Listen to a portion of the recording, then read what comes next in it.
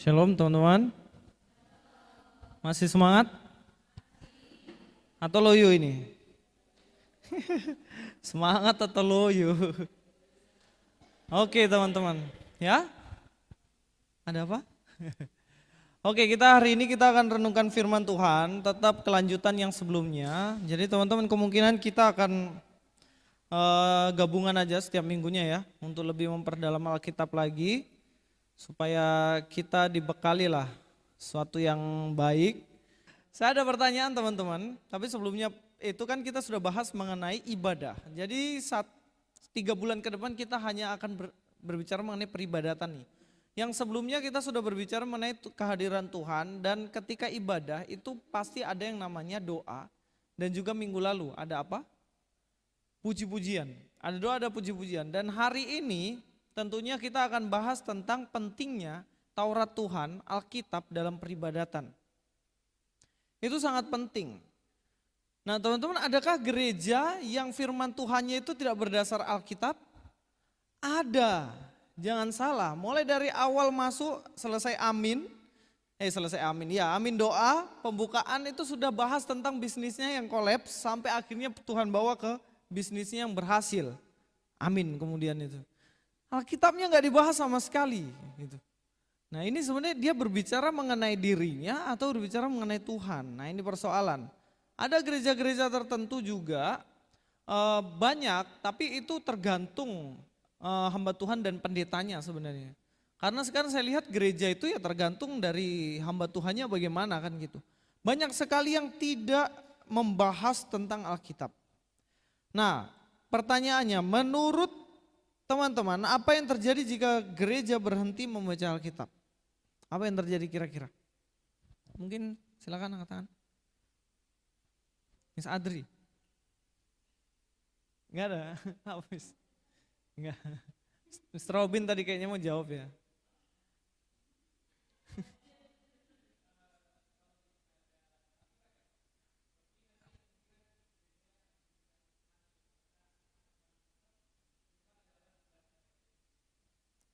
Pak Pendeta betul. Amin. Doakan supaya dia bisa menjadi penerus. Buatan sini. Ya, teman-teman, pondasi dari gereja itu kan firman Tuhan. Kalau firman Tuhan sudah tidak dibicarakan di dalam gereja, ya selesai sudah gereja itu. Mungkin kelihatannya bagus, kelihatannya mewah dan besar, tapi pondasi imannya itu nggak kuat dan itu akan runtuh. Begitu juga dengan kita, ya kan, di sekolah ini. Kalau dasar firman Tuhan kita nggak kokoh, ya kita akan sangat mudah runtuh. Makanya kenapa ditegurkan dalam Alkitab di kitab perjanjian baru kan ditegur dengan jelas itu. Dibilang apa? Janganlah suka yang namanya dongeng-dongeng, silsilah-silsilah, omong kosong dan lain sebagainya.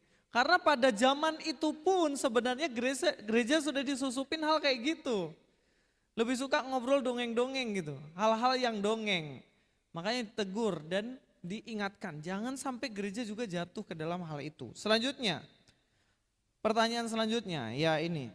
Gimana perasaan kamu, Anda atau teman-teman semua ketika berhenti berdoa atau berhenti beribadah? Dan berhenti baca Alkitab lah. Perasaannya gimana? Biasa-biasa aja, ada yang kurang, atau ragu ya, yang mana? Misrut? Stres? Ya, ini pengakuan yang jujur nih. Dia kalau nggak ada firman Tuhan stres. Karena nggak ada kekuatan kan, banyak masalah, problem tuh terlalu banyak, nggak ada kekuatan. Yang lain, yang biasa-biasa aja. Oh, Miss Emi bagaimana? Kayak Ari Lasso. Oh, ada kekosongan, betul. Hampa terasa, hidupku tanpa firman Tuhan. Wah, gitu. Bisa bro. Nah, misalnya hampa, misalnya stres. Yang lain, yang biasa-biasa aja ada nggak? Nah, yang udah mulai biasa-biasa aja, hidupku bisa kok tanpa doa, tanpa ibadah dan tanpa firman. Ini sudah lampu merah ini. Hati-hati, lampu kuning, wanti-wanti. Jangan sampai nanti kebablasan. Nah, biasanya kalau kita tidak hidup berdasarkan firman itu, biasanya kita selalu dan suka mengambil keputusan yang salah. Iya kan? Rencananya mau cari pasangan hidup yang ganteng, yang cantik, dapat yang apa? Bukan. Bukan dapat ganteng dan cantik, dapat yang tidak bisa diidentifikasikan sebagai ganteng dan cantik. Loh ada kan? Begini, ada kambing di make upin, wah ini pasangan hidup saya. Loh di Jepang itu orang menikah sama mobil, sama boneka, ini loh udah nggak beres otaknya. Karena apa? Ya mereka hidup tidak berdasarkan yang namanya firman Tuhan. Laki-laki ganteng, maco, berotot, suka sama om-om. Loh, kan ini sudah nggak beres nih kan. Ganteng kok suka sama om-om. Ya yang cantik-cantik lah yang suka sama om-om. Kan itu nggak apa-apa. Yang penting om-omnya belum punya istri. Loh, apa gunanya kan cowok ganteng masih 20 tahunan tapi kan sudah punya istri kan nggak ada gunanya juga. Nah maksudnya teman-teman, hidup kalau tidak berdasarkan firman Tuhan nih, nah jalan kita itu seringkali sesuatu jalan yang salah. Salah. Ya kayak misalnya dalam kehidupan kita ya, dalam lingkungan hamba Tuhan lah contohnya. Ada STT tertentu yang memang keras, dilarang merokok, dilarang minum, dilarang narkoba ya jelas ya, dan dilarang berzina, intinya kan gitu. Itu pelanggaran moral yang sangat bahaya. Di STT saya gitu, di Misdista dan lain-lain pasti begitulah sama. Tapi ada STT tertentu yang merokok pun wah biasa aja. Mau kumpul kebo biasa aja gitu. Nah yang begini nih pasti sebenarnya sekalipun dia belajar firman Tuhan, saya yakin dia tidak hidup dalam landasan firman Tuhan. Intinya gitu aja.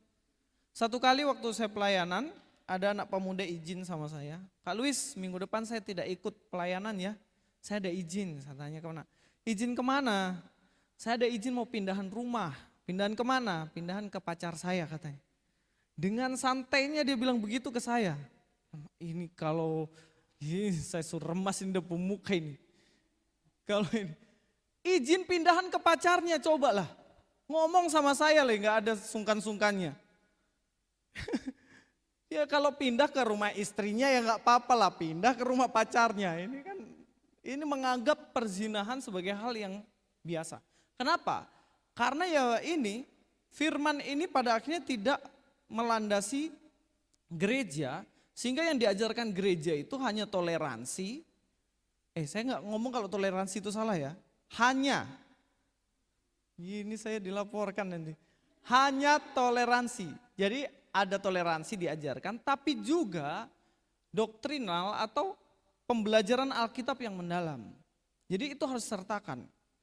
Nah teman-teman, kita akan melihat bahwa ada satu janji pada waktu itu bangsa Israel sudah hidup dalam berhala ya.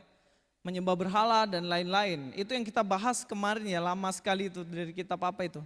Yehezkiel ya. Yeremia atau Yehezkiel? Yehezkiel ya. Itu lama sekali itu bahas itu, semuanya intinya mereka menyembah berhala. Tapi di sini Allah itu tetap berjanji bahwa ada satu orang raja yang hidup berbeda sama mereka. Siapa nama raja ini? Coba buka dalam 2 Tawarik 34 ayat 1. Coba dicek teman-teman, kalau ada di situ teman-teman dapat. Siapa nama raja itu? Siapa Mas Adri? Siapa nama raja itu? Hizkia nama rajanya. Hizkia ya, betul. Miss Anti, siapa nama rajanya? 2 Tawarik 34 ayat 1. Yosia. Oh, saya dengarnya Hizkia dari tadi soalnya. Yosia ya. Yosafat.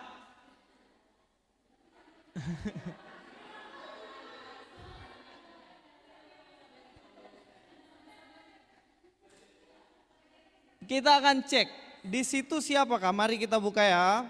Coba salah satu orang untuk baca di situ. Siapa yang bisa baca? Iya, Yosia. Dia diangkat sebagai raja teman-teman. Yosia di sini diangkat sebagai raja, dan teman-teman tahu Yosia ini dianggap sebagai raja yang berbeda dengan raja-raja yang sebelumnya.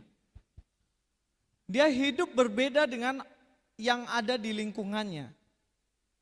Teman-teman, lingkungan kita ini semua beragam. Saya nggak tahu lingkungan teman-teman hidup itu bagaimana. Kalau di lingkungan saya itu semuanya lengkap. Lengkap dalam arti mulai dari perjudian ada, mulai dari perselingkuhan ada, mulai dari lokalisasi ada di situ, dekat-dekat aja. Terus mulai dari permusuhan, yang artinya permusuhan itu ya kayak gang ini sama gang ini enggak cocok, itu ada. Jadi segala dosa ada di situ. Jadi kayak narkoba pun ada. Lengkap. Nah, tetapi kalau kita lihat, apakah kita bisa berbeda begitu dari itu? Itu yang jadi persoalan kan. Nah, teman-teman, saya tidak tahu latar belakang teman-teman bagaimana. Tapi kalau kita lihat di sini latar belakang dari Yosia ini, tentunya dia adalah seorang raja dan pemimpin, dan kita tahu pemimpin setelah Salomo yaitu naik turun semua. Ada yang baik, kemudian hancur-hancur, tapi lebih banyak yang hancur. Setelah Daud, Salomo pokoknya berantakan tuh kerajaan itu. Karena rajanya yang luar biasa kacau, tetapi di tengah kekacauan ini Tuhan tidak pernah melupakan umatnya. Tuhan berjanji. Jadi Yosia ini sudah dijanjikan 300 tahun sebelum dia lahir. Enak ya kayak gini ya. Misalnya Tuhan bicara sama saya, 300 tahun kemudian anak dari Louis, cucunya dan lain-lain dia akan jadi presiden Indonesia contohnya. Wih, enak kali ya. Siapa tahu tuh. Nah, jadi teman-teman 300 tahun dinubuatkan loh ini. Coba kita buka dalam 1 Raja-Raja 13 ayat 1 sampai 2. Mungkin salah seorang untuk membacakannya. 1 Raja-Raja 13 ayat 1 sampai 2 yang suaranya kuat. Minta tolong untuk membacakannya teman-teman.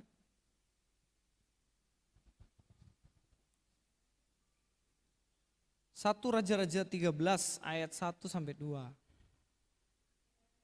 Ya, mari.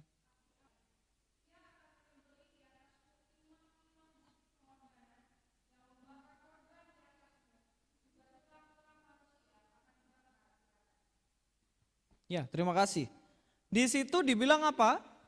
Siapa yang akan lahir keturunan Daud yang menjadi raja di situ dikatakan? Yosia. Itu ketika Yosia dibilang begitu, apakah Yosia sudah lahir? Belum teman-teman. 300 tahun kemudian baru lahirlah Yosia ini.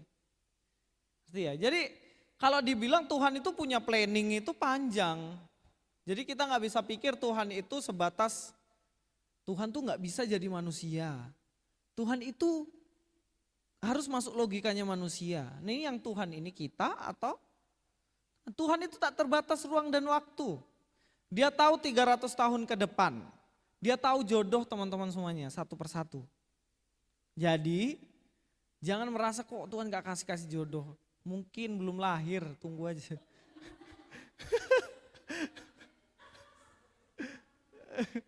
Ya itu jokes-jokes aja lah ya.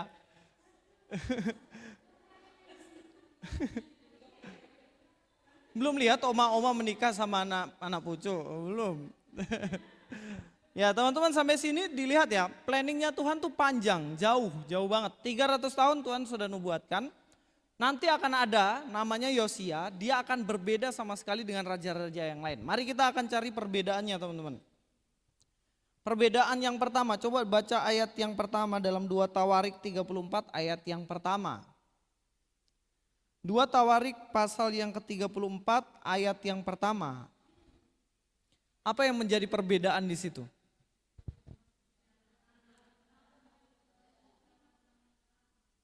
Berapa dia diangkat jadi raja? 8 tahun, saya dulu masih main kelereng itu. Yosia sudah kelas berapa itu? Kelas 3. Coba bayangin teman-teman lihat itu kan, misalnya kayak Indra Gula itu. Jadi raja dia umur segitu loh. Mimpin kita ini bagaimana coba? Misalnya kan kita ketemu misalnya siapa, Selena gitu kan. Anak kecil begitu jadi pemimpin. Nah, zaman itu Yosia masih begini sekali, masih kecil sekali dia sudah jadi raja. Ini perbedaannya. Ini perbedaan dari raja-raja yang lain. Kayaknya cuma dia ini yang masih kecil sudah jadi raja. Bahkan Daud waktu itu sudah mengembalakan domba di padang kan. Walaupun dia dibilang masih pucuk, tapi dia sepertinya sudah besar itu Daud tuh. Tapi nih Yosia masih kecil sekali. Dan kita lihat lagi di ayat yang kedua apa perbedaan di situ.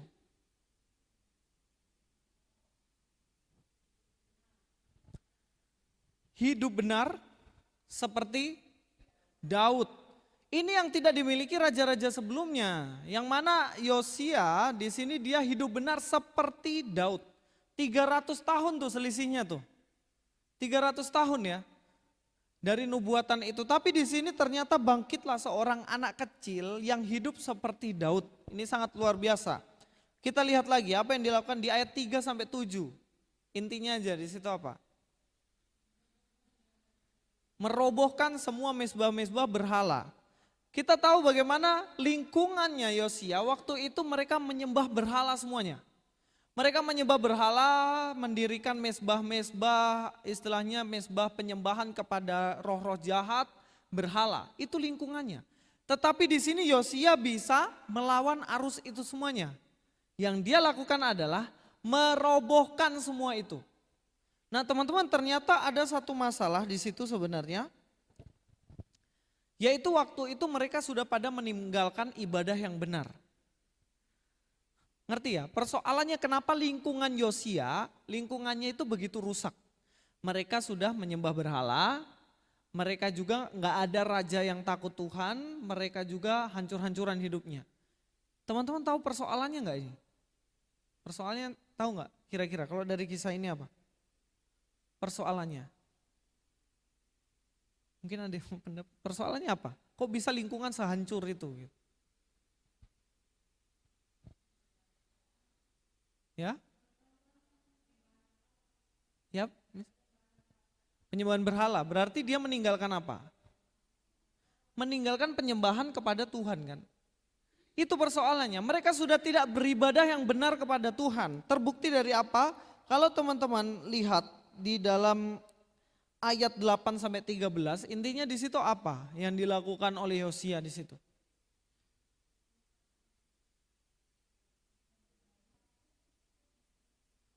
Hancurkan patung. Ayat 8 sampai 13.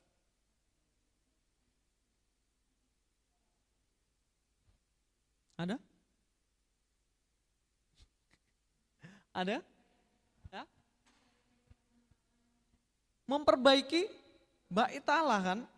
Gak keurus loh bait Allah tuh. Rumah Tuhan yang seharusnya menjadi pusat penyembahan mereka kepada Allah gak keurus. Ini sudah membuktikan bahwa mereka meninggalkan benar-benar Tuhan. Peribadahan yang benar kepada Tuhan. Ya contohnya sekarang lah kalau kita secara jujur mau bicara di Eropa kan. Gereja-gereja udah ditinggalin kan. Saya pernah ngobrol sama Mama Moreno tuh. Kan dulu pernah tinggal di Belanda dia kan, lama di sana. Saya bilang gimana kondisi kerohanian Belanda sana, saya kurang tahu juga sih. Cuman di gereja itu cuman oma-oma, opa-opa saja. Yang anak-anak mudanya itu tidak ada. Miss Ina juga pernah cerita tuh, kan Miss Ina pernah tinggal di Belanda dulu, liburan aja ke sana. Jadi dia hanya kayak, istilahnya kalau malam minggu mereka lebih tertarik kayak pesta begitu. Pestanya ya, mungkin ke diskotik dan lain-lain gitu. Di gereja kosong, yang isi siapa? Oma-oma, opa-opa yang sudah sadar nih. Duh kalau besok saya nggak bertobat saya panggil Tuhan ini selesai hidup. Tinggal begitu, karena apa? Meninggalkan ibadah yang benar kepada Allah. Ini persoalannya teman-teman. Persoalan yang kedua apa? Mari kita lihat di ayat yang ke-14 sampai dengan ayat 18. Teman-teman coba perhatikan di situ, apa yang terjadi. Nggak usah dibaca semua. Kalau sudah ketemu langsung bilang aja. Menemukan apa? Nggak dengar apa? Menemukan kitab Taurat Tuhan. Dan di situ di kisah itu Yosia kaget. Ternyata ada kitab Taurat. Bayangin. Bangsa Israel tidak tahu mereka punya kitab Taurat loh. Dan itu kenapa terjadi? Kenapa? Mereka sudah tidak merenungkan itu. Dan pada waktu itu ketika ditemukan sama Hilkia, Hilkia langsung pergi dan ketemu raja, raja bilang situ, ternyata ada kitabnya. Nah, bangsa Israel ini sudah meninggalkan ibadah, bangsa Israel juga sudah meninggalkan yang namanya kitab Taurat, kitab Allah, Alkitab. Itulah kenapa peribadahan itu kalau tanpa adanya Alkitab, tanpa adanya firman Tuhan yang kita renungkan, ibadah itu nggak ada artinya. Karena kita datang kan sebenarnya mau dengar apa yang menjadi kehendak Tuhan kan. Habis itu pulang, udah gitu. Lalu seminggu dilakukan, dengar lagi Tuhan mau bicara apa nih. Harusnya gereja tuh seperti itu. Tapi sekarang ini banyak gereja ya datang ke sini, saya nggak pernah salahkan jemaatnya sih. Kalau jemaat sampai ngantuk-ngantuk itu kadang-kadang yang khotbah juga kan. Ini bahas tentang kekudusan, yang dibahas mulai dari utang sampai Tuhan Yesus datang kedua kali. Nah, saya nggak bisa salahkan juga. Kadang-kadang kita juga sebagai pendeta, kadang-kadang itu ketika kita menyampaikan firman Tuhan, memang nggak menarik gitu teman-teman. Nah, ini pertanggungjawaban pribadi antara hamba Tuhan dengan Tuhan sendiri. Pasti Tuhan akan memperhitungkan itu. Tapi kalau sudah yang khotbah bagus, kitanya udah males-malesan dengar, nah ini persoalan. Makanya kenapa ketika seperti biji yang ditabur itu, kemudian tidak berbuah, ya itulah kira-kira. Nah teman-teman, tujuan kita untuk beribadah itu sebenarnya ini, yaitu ingin mendengarkan apa sih yang Tuhan mau untuk saya dapatkan dan saya lakukan dalam kehidupan saya sehari-hari. Tapi lebih daripada firman yang kita dengar setiap minggu, kita harus merenungkan itu tiap hari. Renungan tiap hari. Makanya penting ketika kita renungan juga bersama-sama di sini, setiap hari kita bisa dengar, kita bisa lakukan dan kita ditegur. Ketika hati kita udah mulai panas, Tuhan tegur, mengasihi, mengampuni, waduh. Hati ini kayak bagaimana ya, berat gitu. Tapi harus kan gitu. Nah teman-teman, di sini diingatkan bahwa peribadatan itu nggak bisa lepas dari yang namanya firman, doa, dan puji-pujian. Itulah kenapa orang Kristen selalu memuji Tuhan, berdoa, dan merenungkan firman Tuhan. Saya kadang berpikir kenapa sih di gereja itu harus lama, kita harus dengar khotbah, waktu kita habis dan lain-lain gitu. Tapi ya nggak mau bagaimana lagi, kita dengar suara Tuhan kan hanya melalui itu. Hanya melalui itu. Kalau tidak kita melenceng. Makanya gereja yang sudah mulai meninggalkan firman Tuhan untuk direnungkan, mari kita perbaiki itu pelan-pelan. Teman-teman, saya tidak tahu gereja teman-teman bagaimana. Saya percaya ya pasti renungkan firman Tuhan. Tapi jika suatu saat kedapatan bahwa ada gereja-gereja tertentu di mana tempatnya teman-teman nanti ternyata sudah meninggalkan kebenaran firman Tuhan, segera tegur dan perbaiki. Kalau tidak, kita akan kehilangan generasi. Ingat generasi kitab Hakim-Hakim, ada yang pernah baca kitab Hakim-Hakim enggak? Isinya itu tentang kehilangan generasi. Itu lost generation itu di situ tempatnya. Karena zamannya Yosua mati, bangkitlah generasi baru yang tidak mengenal Tuhan. Karena tidak mengenal firman. Jadi mari teman-teman jangan tinggalkan itu. Dari situ kalau teman-teman lihat di ayat 19 sampai 30, di situ Yosia meminta petunjuk Tuhan. Ayat 32, Yosia meminta rakyatnya untuk kembali kepada Tuhan. Kembali merenungkan firman Tuhan. Sedemikian pentingnya Alkitab teman-teman. Sedemikian pentingnya firman Tuhan. Jadi kalau di keluarga kita punya anak, punya istri, punya suami sudah meninggalkan firman Tuhan, tunggu siap-siap kehancuran sedang menanti itu. Bukan saya ngancem ya, bukan. Tapi maksudnya itu fakta hal-hal yang demikian ini. Entah kita kehilangan anak kita, dia sudah meninggalkan Tuhan, entahkah mungkin hidup kita udah mulai berantakan dan lain-lain. Ketika kita sudah meninggalkan petunjuk dari Tuhan. Makanya back to the Bible, balik lagi ke Alkitab, jangan pernah tinggalkan Alkitab. Karena ini adalah pondasi untuk kita menjalani hidup kita. Apa gunanya Alkitab teman-teman? Kan sudah tertulis dalam Timotius ya. Timotius dikatakan apa? Untuk memperbaiki kelakuan, mendidik orang dalam kebenaran, untuk melihat kesalahan dan lain-lain. Jadi jangan pernah tinggalkan ini, bahkan ada istilah yang sangat penting yaitu no Bible, Oh Islami. No Bible, no breakfast. Artinya apa? No Bible, no breakfast apa artinya? Iya. Ada hamba-hamba tertentu, hamba-hamba Tuhan tertentu menerapkan ini. Tidak renungan, tidak Alkitab, berarti tidak sarapan. Jadi renungkan Alkitab dulu, baru sarapan. Artinya utamakan Tuhan dalam hidup kita. Melalui firman kini, baru kita boleh melakukan aktivitas yang lain. Terus gimana kalau pagi ini buru-buru nanti telat? Ya malam bisa juga gitu. Jadi bukan alasan. Kalau malam nggak bisa bagaimana? Ya pas lagi nunggu pacar jemput, baca Alkitab di HP. Begitu.